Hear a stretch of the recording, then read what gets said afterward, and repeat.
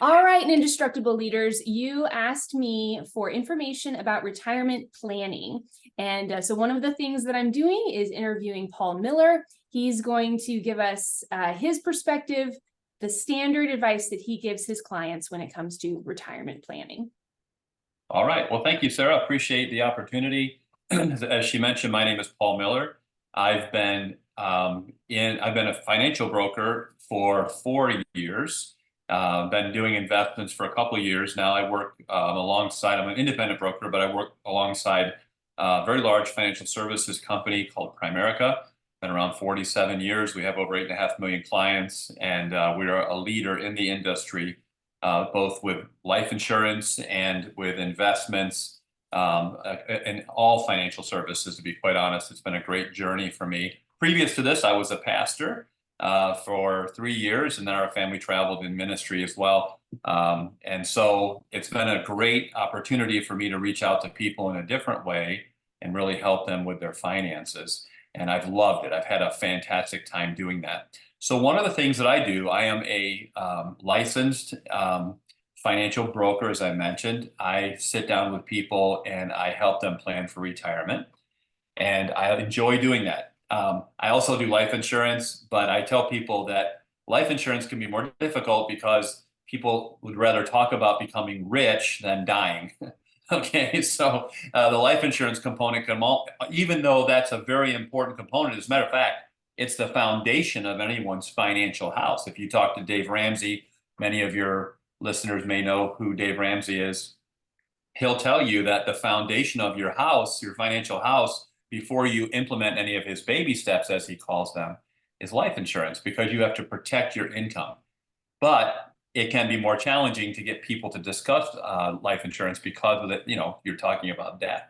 It's real sexy these days to talk about investing for the future and becoming a millionaire potentially, when you retire. That's pretty exciting. And so, when you approach the idea of preparing for retirement, obviously, I think anyone that you approach from any school of thought would tell you that the sooner you get involved, the better, right? So I like to work with young people, even teenagers. They can invest, okay, in retirement programs if they have earned income. Believe it or not, they could be mowing the grass or babysitting, and they can invest in the market. They can get a retirement account. The sooner you get invested, the better. But if you're older like me and you haven't done it all in your life, still get that ball rolling, right? Because the clock's ticking.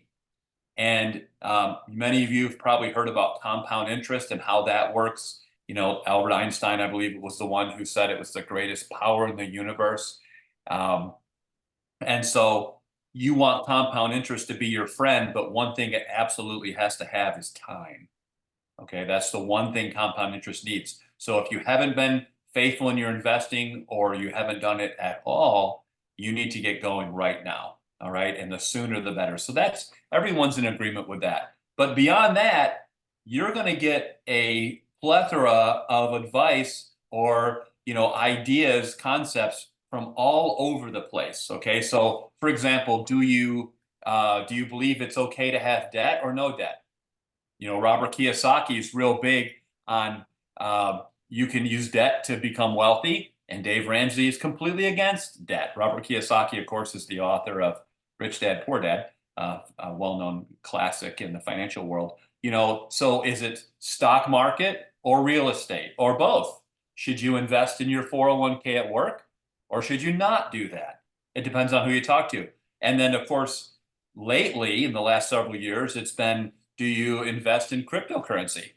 Is that a safe investment for retirement? Or Bitcoin is the most well-known, the first original cryptocurrency. Should you invest in Bitcoin or should you not invest in Bitcoin? Is it Dave Ramsey, as I mentioned, or is it Robert Kiyosaki or any of the other professionals out there, retirement experts? What I find, it's an interesting thing, and I think it's just a marketing thing. You can go out there if you start doing some research in this world of retirement investing. You're going to get these ads that pop up, based upon the algorithms. They know that you're looking for certain things, and they're going to advertise to you. And it'll be someone saying, why are you investing in a 401k? You should never do that. There's always someone that's kicking the trend or the traditional wisdom. And I really think they're just doing it to make a buck, right? You got to be careful about that.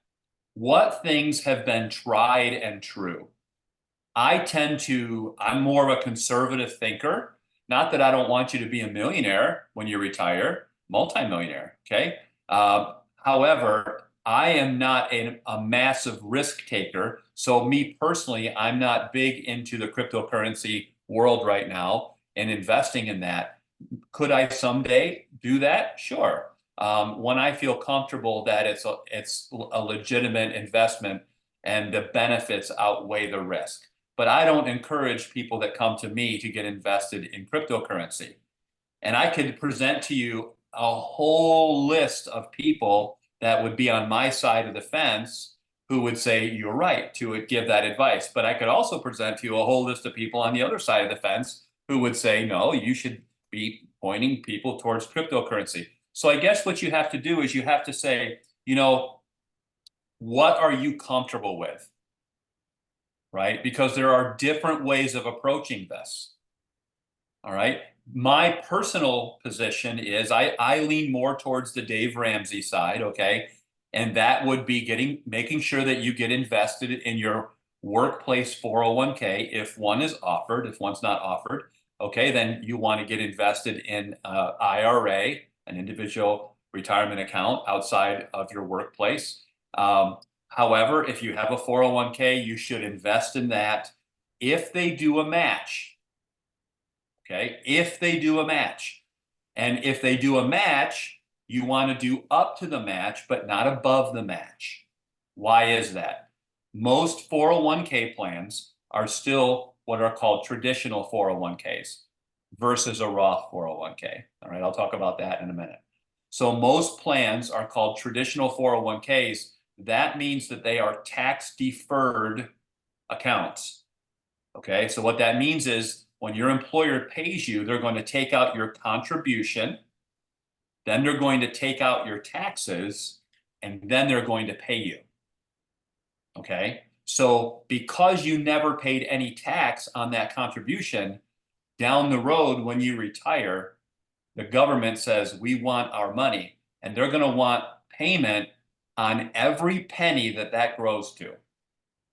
Okay, so that's going to be a big tax hit, you hope, because you're hoping to make a lot of money in that account. That's tax deferred. If your employer gives you a match, let's say a 6% match, so for dollar you put in 6%, they put in 6%. It's still wise to do that because, so you're going to pay taxes on all of it, but it's wise because you're getting free money. Mm-hmm. Right? So what's so hard about free money? What's so hard to understand about that? It's free money. So Sarah, if I gave you $1 and you were in the 22% tax bracket and I gave you $1 and I said, here, I'm going to give you $1, okay, but you have to give me 22 cents back in tax. Would you take that? You would take that, right? Because you can live on the remaining, 78 cents of that money, right? So you can also possibly give it later in life, and you don't have to withdraw it for yourself. And correct. Yeah, and that's one thing. By the way, that's another little side thing is down the road. Let's say you have a tremendous amount of money in there that you're paying taxes on. When you pass away, that burden will actually shift to your loved ones, and that may seem like, wow, that's kind of rough to give it to your children. Tell you what, if you have $500,000 and you want to give that to me and I have to pay the taxes on it, I'll take it. Okay. You know what I'm saying? So it's not that bad of a deal. But with a tax deferred account, when you have the match, it's worth it because it's free money. But you never want to give above the match. So earlier I used an example of a 6% match. Okay. You wouldn't want to give 8%. Okay, because you're giving above your match. Well, why wouldn't you want to do that? You wouldn't want to do that because that additional 2% is also going to be taxed. And you have no incentive to do that. Why would you pay taxes on that when you can put it into what's called a Roth IRA outside of work? Okay. And a Roth IRA, the wonderful thing about that product is that the Roth is a tax code that allows your money to grow tax-free, not tax deferred, Mhm. tax-free. All right. Because So you what I have coach already people, paid the tax. yeah, you've already paid the tax. So your Roth is funded with after-tax money. It comes out of your checking account. All right. You already paid tax on that money. So you put that money into the Roth. The government says you already paid your taxes. You don't owe any more taxes forever. Okay. And the beauty of that is down the road with a tax deferred account, 73 is the age right now where you have to start taking required minimum distributions. All right. By 73 years old, or there's a penalty. Why? The government wants their money. Right? The government wants their money. With a Roth, there are no required minimum distributions. And with a Roth, you can take out your contributions without penalty or taxes. So if you put in $200 a month into a Roth and it grows to $250, you can take the 200 out at any point without any penalty or taxes. You can't touch the $50 of growth. Okay, until you're at least 59 and a half. If you touch the 50 that it grew to, then you would get penalized and possibly taxed. Okay, so that's important to note. But going back to the 401k, you don't have an incentive to give above the match because you're going to pay taxes on that additional contribution. You put that into a Roth, it grows tax-free, and it'll save you thousands of dollars. Now, in 2024, you can put $23,000 into your 401k. All right. And you can put in 7,000 if you're under 50 years old, or 8,000 if you're over 50 into a Roth IRA, and you and your spouse can both have one. All right. Most people will not do a match. So here's the steps, right? Do the match at work, whatever that amounts to, 4%, 5%, 6%, whatever it amounts to. Do the match. Then if you're able to, max out your Roth IRA. All right, max it out. And if you have money beyond that, okay, go back to your 401k and start putting it in there. Okay, but most people don't have the means to do a match and fully fund a Roth IRA. Okay, at some point they'll stop giving in that scenario. And that's really the best of both worlds. Now, that's my advice for retirement. Why do I say that? Because the stock market, we know, since the 1930s has averaged just over 10% rate of return. Depends on who you talk to. I just heard Dave Ramsey say it was like 11.8%. I've always seen around 10.7%. So 10 to 11% it's averaged. If you're younger, you can invest in aggressive growth funds, and I use mutual funds. They're relatively safe. There's still a risk, of course, but they're managed funds, and they have a long-term track record. And so I put people in aggressive growth funds so I can get the best bang for their buck, as long as they're okay with the higher risk, higher potential return investment. And I steer them that way if they're relatively young, if they're not near retirement. Okay. Why? Because there's no reason to back off. And I do take Dave Ramsey's advice on this. He says if you're within 5 years of needing the money, then you do want to back off and make things more conservative, invest in bonds, for example, along with the equities. You balance it more out. But if you're outside of 5 years needing that money, why would you take your foot off the gas and lower your, potentially lower your rate of return simply because you're older? Earlier, I mentioned compound interest, right? Compound interest just needs time. It doesn't care if you're 20 years old to 40 years old or 60 years old to 80 years old. 20 years is 20 years. Okay, so don't take your foot off the gas. You put your foot down on the gas unless you're within those 5 years. And so I steer people, most people, towards aggressive growth funds. Unless they're older and getting closer to retirement, then we'll do something more balanced. Or if they want it for income, then we go more into bonds that are, traditionally safer. But now, here's the key to it all. The key to it all is you being financially literate. That's the key to it all. Okay, and a big part of what I do is financial literacy. All right. I want people to be educated. Okay. So I educate people and then I distribute the products and services that help them get to where they want to be. And I never ask people to move forward unless it makes sense for them. So if they don't see it, I don't say, would you like to go do this thing? We'll go back to the drawing board and start over if we need to. But they have to see it. Okay. So the best thing you can do is increase your financial literacy. And if you do that, then you can go out on the internet and you can look at the different lines of thinking when it comes to retirement plans, and you can decide which one you want to do. Do I follow Robert Kiyosaki? Do I follow Dave Ramsey or Susie Orman or whoever it is, whatever financial gurus out there? Do I follow them? And it's based upon your comfort level that comes from your education that you got. Okay. Competence brings confidence. Let me say that again. Competence brings confidence. Okay. When you feel that you're competent in something, you'll have the confidence to move in that direction. So the best thing you can do, for me to say to you, just follow Dave Ramsey, that's not, to me, good advice. I want you to skill yourself up in the world of finance, the world of the retirement, retirement planning. What are your options out there? And lay them all on the table, and then look at each one and decide for yourself which one's best for you. Because the truth is, Robert Kiyosaki is a very rich man because he's helped a lot of people become very wealthy. So some parts of his system work, even if it's not my favorite thing. I think it requires a lot more risk taking, and I think he would actually agree with that. Okay, but have people achieved financial independence and financial freedom and sufficient retirement income through his program? Sure.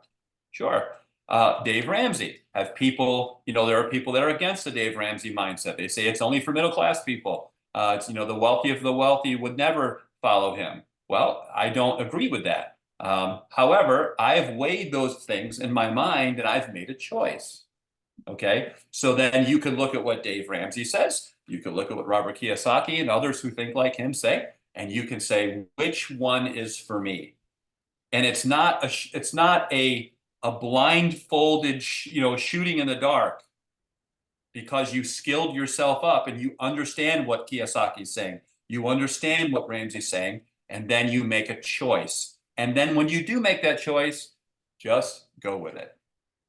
Okay, because the bottom line is, I know at least in the stock market, the traditional thinking is put it in there and forget about it. One of my brokers are I work with a particular investment company and one of our wholesalers. He was telling me they did a unofficial, unscientific poll once, and they wanted to find out which of their clients were getting the greatest rates of return. And they found out that the clients who got the greatest rates of return were the ones who forgot their passwords on their accounts. Okay. Why? Well, they forgot their password. They didn't want to mess with it and try to figure it all out. I'll do it later. That's right. So they never went in and manipulated their account. They just let it run its course. And those are the people that got the greatest rate of return. So the idea is to connect yourself with a good financial advisor who knows their stuff, knows what they're doing. Allow them to help you and understand that they're helping you.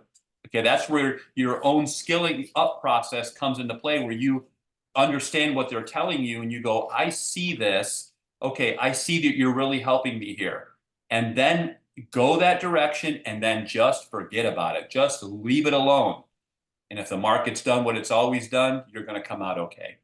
Okay. So I don't know if that's exactly what you're looking for, Sarah, but I think at the end of the day, my greatest advice is to go make yourself better. And, that's straight Warren Buffett. Warren Buffett, considered maybe the greatest investor in history. He said the best thing a person can do for themselves is work on self-improvement. It's the best thing you can do. All right. Better yourself. Look, none of us have any excuse. We have Google, right? Someone said Google forever did away with, I wonder. Okay, you never have to say, I wonder. Just type it in Google and it will bring back thousands of pages, maybe millions, okay, in seconds. So none of us has an excuse. Back in my day, we had to go to a library, and that library was small. It was limited on its resources. Some of your viewers may remember going to the card catalogs and trying to find books. Now we can find thousands of articles on a topic in seconds and moments. And so none of us has an excuse to be ignorant. Okay, we don't have to get taken advantage of. And I will say, unfortunately, there are companies out there, there are agents out there who will take advantage of you.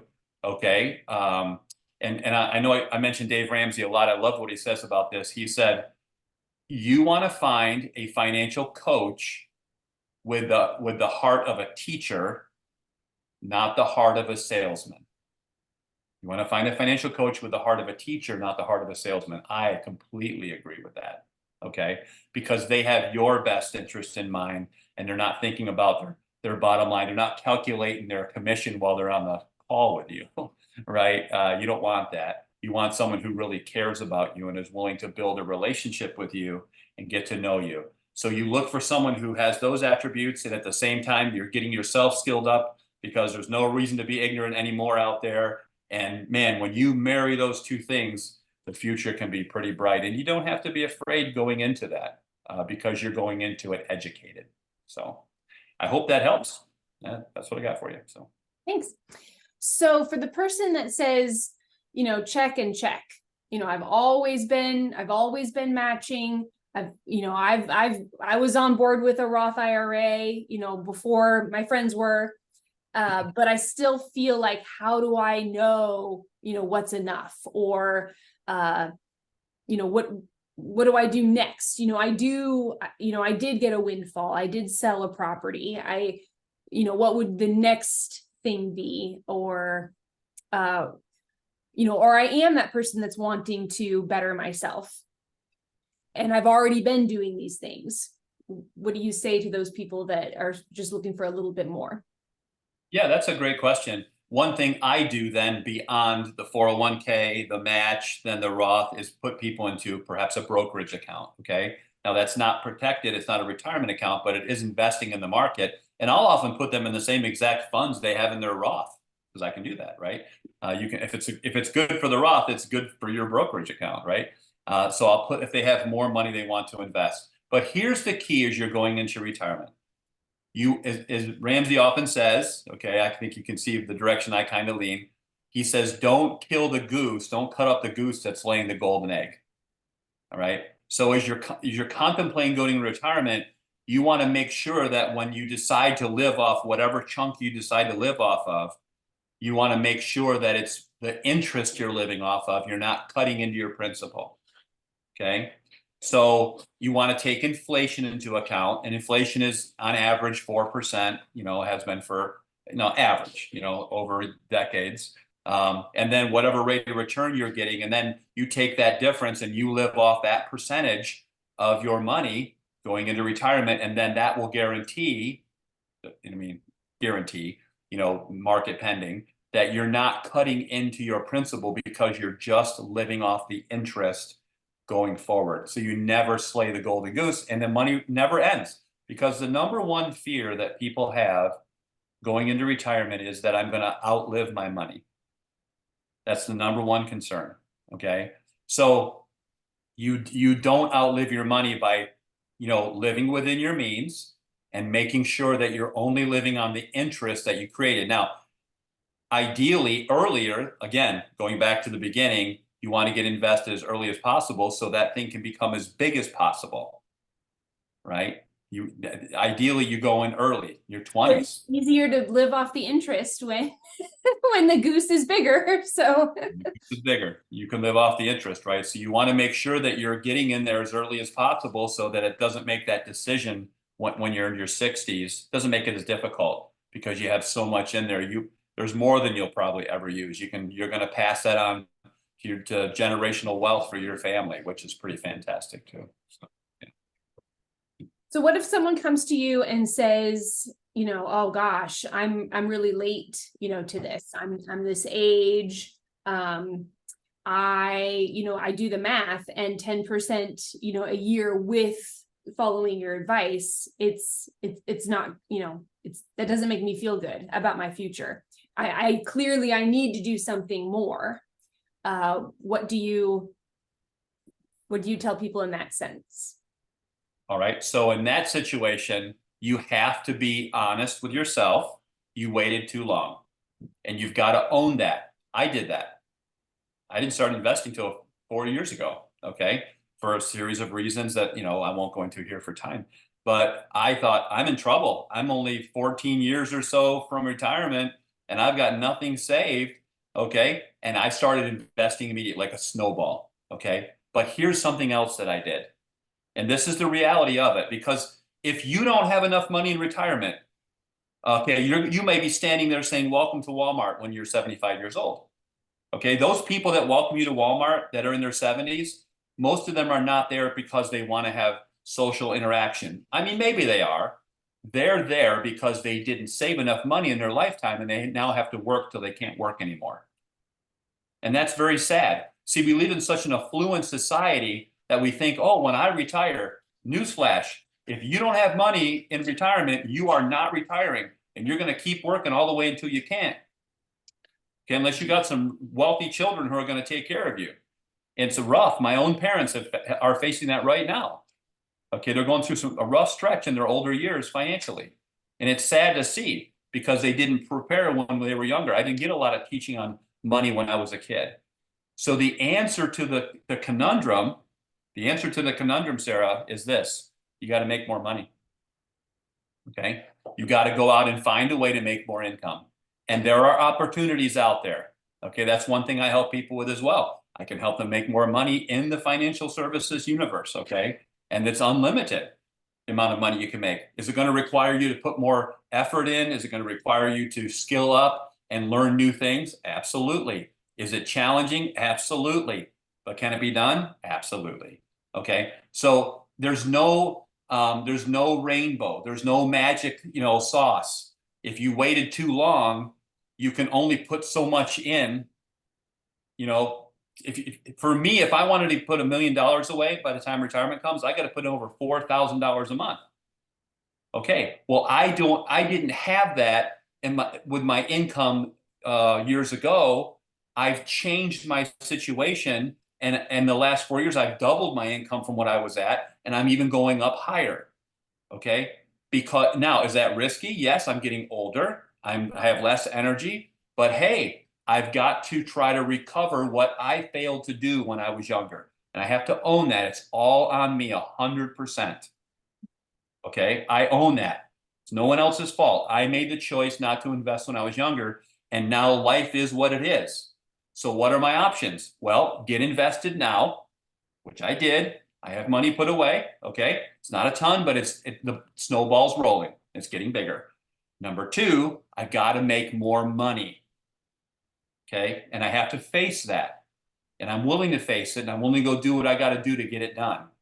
All right, and so if you embrace that, then you settle it in your mind and you go get it done. Again, it's not easy, but it's necessary because again, there's no secret sauce. If you waited too long, you've got, money isn't just going to come in from somewhere. It's not going to manufacture itself. You got to go make it happen. So. Well, thank you so much, Paul. I have to say for myself, I probably get too in the weeds with complicated, formulas and, this plus this plus this plus this. And it's just the way my mind works. But it really can be as simple, especially for someone that's, not doing anything right now. First, take advantage of your matching opportunity and then maximize or invest the max every year into your Roth IRA and have that be the first two steps towards. Yeah, most people can't do that, right? So. And get started right away. Absolutely. Absolutely. And, just get the ball rolling. That's the most important thing. Just get that ball rolling and move in the right direction. Even if you haven't, don't throw your hands up and go, well, it's not, I haven't done it this long. I'm not going to bother. No, don't do that. Put something away. Okay. Start that ball rolling. And so if anybody needs help, they can reach out to me. I'm happy to help them, or they can find financial advisor. Just find one with the heart of a teacher, not the heart of a salesman, right? As Dave Ramsey says. So Thank you again so much. well, thank you, Sarah. I appreciate you allowing me to take some time, and I hope this was an encouragement to some folks. I know it will be.